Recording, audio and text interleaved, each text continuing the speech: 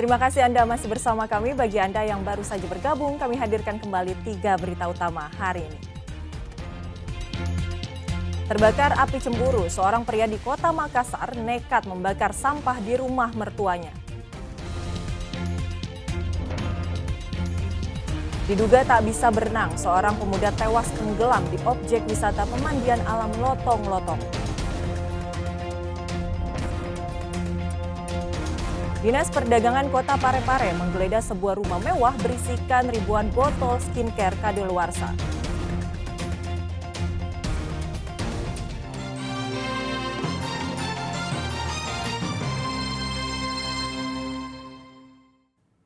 Buronan pencuri spesialis rumah kosong di Kabupaten Sinjai akhirnya diringkus polisi.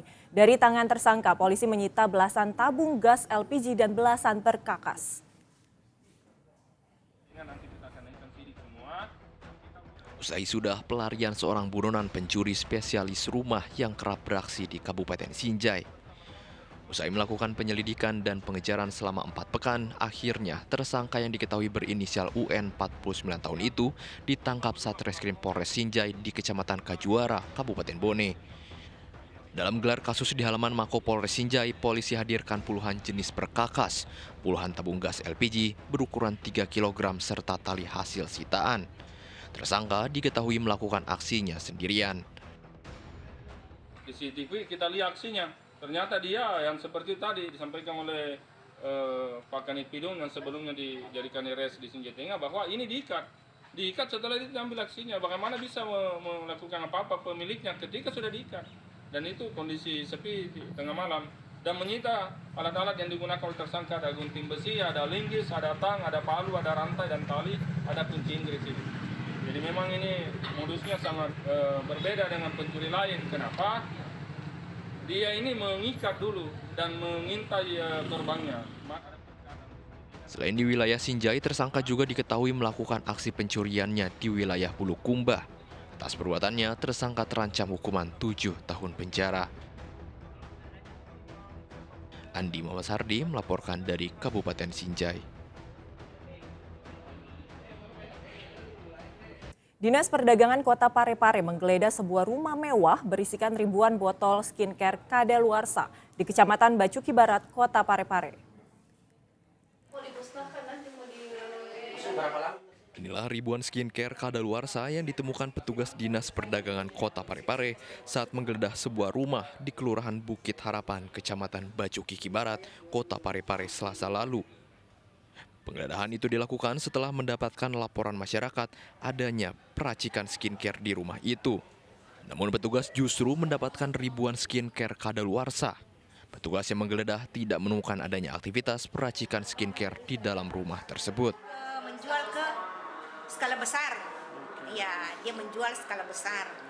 Jadi tidak dia perorangan, dia menjual grosir seperti itu. Nah, jadi itu jawabannya karena informasi dari masyarakat bahwa ada kegiatan di malam hari, ternyata packingan barang di situ. Terkait dengan yang expire ada ditemukan dengan merek yang lain sebesar 3.528. Itu akan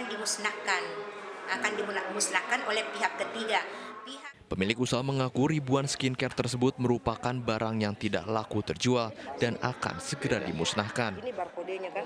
Sekali, cuma kita langsung datang dari pabrik, cuma dipasangkan hologram saja baru dikemas ke reseller. Ya. Oh, distributor ya? Iya, dibakar, cuma tunggu waktunya. Oh, mau dimusnahkan Iya, ya? iya. Sudah lama, Bu? Pemilik usaha alat kecantikan itu mengaku mendapatkan barang kecantikan dari sebuah perusahaan di Surabaya untuk dijual kembali. Suardi Gatang melaporkan dari Kota Parepare.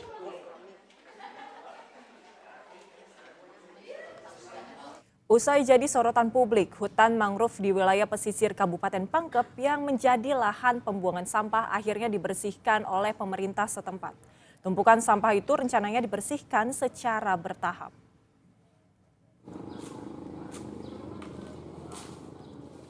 Dinas Lingkungan Hidup Kabupaten Pangkep bersama tim gabungan dan warga bahu-membahu membersihkan tumpukan sampah di kawasan hutan mangrove yang berada di Kecamatan Labakang, Kabupaten Pangkep Selasa lalu.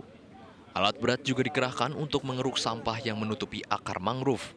Diduga tumpukan sampah ini telah berlangsung cukup lama. Hal itu dikarenakan volume sampah yang menggunung sepanjang bibir pantai. Tidak adanya tempat pembuangan sementara membuat warga sekitar terpaksa membuang sampah di hutan mangrove. Karena dilakukan survei dan hari ini kita sudah melakukan pembersihan dengan melibatkan stakeholder masyarakat selaku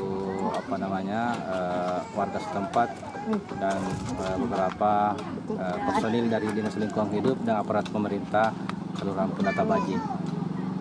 Setelah kita lihat bahwa sepertinya ada sekitar 15 truk maksud saya, itu sampah yang akan dengan hampir semuanya itu dari plastik. Jadi ini memang permasalahan luar biasa karena tidak bisa terurai, sehingga kegiatan ini tidak bisa dihentikan pada hari ini, kita mungkin akan lanjut sampai hari Jumat. Tumpukan sampah itu rencananya akan dibersihkan secara bertahap. Sedang warga berharap pemerintah dapat segera memfasilitasi dan membuat tempat pembuangan sampah sementara. Andi Momasardi melaporkan dari Kabupaten Pangkep. Imbas kelangkaan BBM subsidi, sejumlah nelayan di wilayah pesisir Kabupaten Maros sulit untuk melaut. Nelayan terpaksa membeli solar secara eceran dengan harga yang lebih mahal.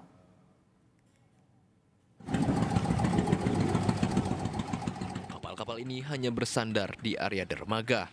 Sudah 2 bulan lebih, sejumlah nelayan di Desa Tupabiring, Kabupaten Maros tidak melaut akibat sulitnya mendapatkan pasokan solar subsidi dan diperparah dengan cuaca buruk. Sebagian nelayan yang masih melaut terpaksa harus membeli solar subsidi secara eceran dengan harga yang lebih mahal, yakni Rp8.000 per liternya.